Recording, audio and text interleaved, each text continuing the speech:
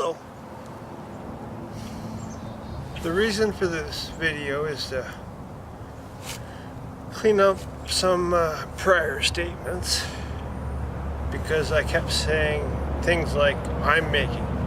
Well, I'm not rich or well off, so I don't have the money to buy the stuff needed to make something like this. So Terry in Lakefield at Toth Marine has been the one doing the work, you know, call it carving out, to create this form and show what it is that my idea is. Now this has been, as you can see, visually enhanced. That would be basically the reservoir on the inside. You know, it demonstrates where it would be roughly. And it's been you're not in this video. Quiet. And it's been optically brought out so that you can actually see the reservoir. The sun isn't cooperating today, which I have no control over. I may look like God, but he's someone else. I'm pretty sure of that. Things would be a lot different, believe me. Anyways, yeah, you can now see where the water would gather, and you can see where the basically from the outside where the reservoir would be on the inside.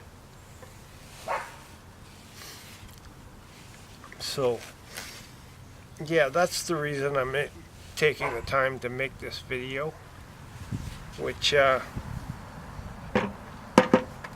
is because I have time. I don't have all the money in the world to just run this all off at once and just keep processing and processing and processing. So maybe this will help drum up some support and funding. But it's the third video. Well, we wait for other pieces so that we can move on to the next stage and the next step, to make one of these that can actually demonstrate the concept and theory of what this is all about. And then I'll be able to demonstrate and test for the efficiency and ability to function. You know, see how much water comes out over an hour, over a 24-hour period, whatever it works out to. I'll probably be a little bit eager, so I'll be testing it every 15 minutes at first. And then it'll probably go to a 24-hour period. And then I imagine there will be a week. So I'll probably demonstrate how much has come out of it over a week. But because I live close to Peterborough, I imagine I will go get some Peterborough water and also demonstrate, if I can afford it, the testing in Lakefield at Lakefield Research. I will demonstrate the difference of what normal tap water comes out as, and then if you put it through the EvaCon, what it would come out as and what would be left behind. I don't know how much Lakefield will charge for testing. I imagine it's probably somewhere in the areas of $75 a shot.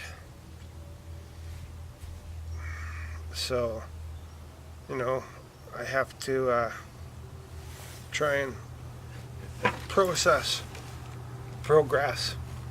on this, which is the primary concern for the funding and the money, you know, where it needs to be allocated or directed towards.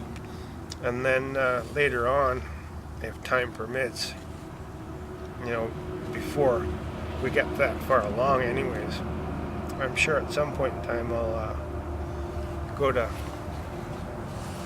Lakefield Research and get them to give me the water analysis and then the water analysis of what comes out of here after it's been evaporated and condensed.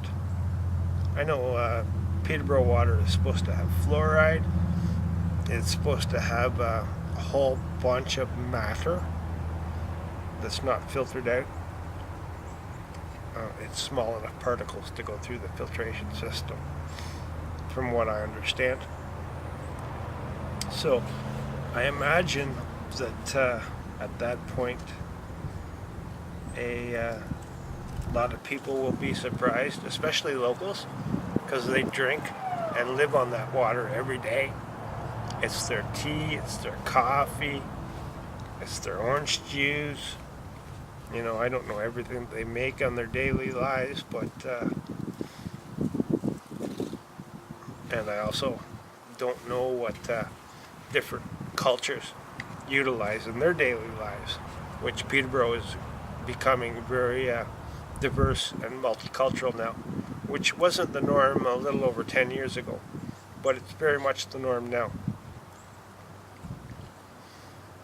Yeah, anyways, the whole purpose of this video is to pass some time and to educate some people and maybe drum up a bit of money while we're waiting for some more components so that we can move on to the next stage in this thing's development and production. And then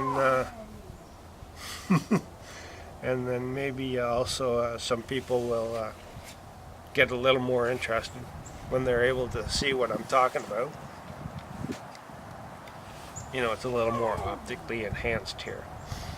And maybe they'll be more interested in weigh out a small lightening of the change in their pockets to the potentials that this would provide.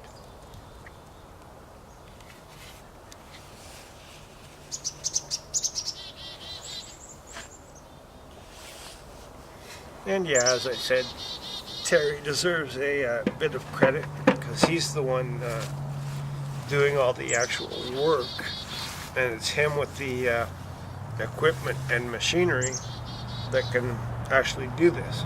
I don't have it. I can't afford it. So, you know, as I've said before a few times, I said I'm building, I'm working on, but I'm not actually doing that part of the labor. He is. So Terry at Toth Marine deserves the credit for that, and people need to be told that not only am I not doing that work, but to get this done and to make this effort, I'm going to have to pay for that.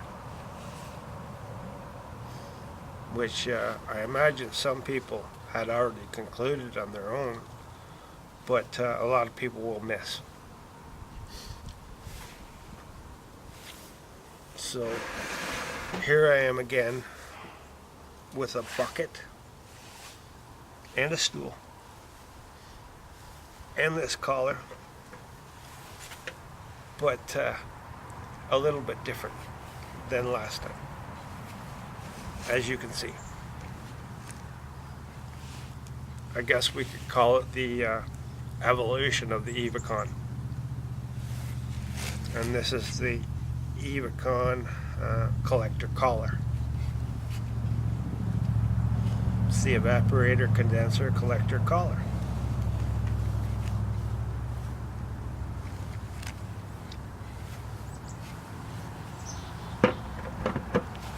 Thank you for your time.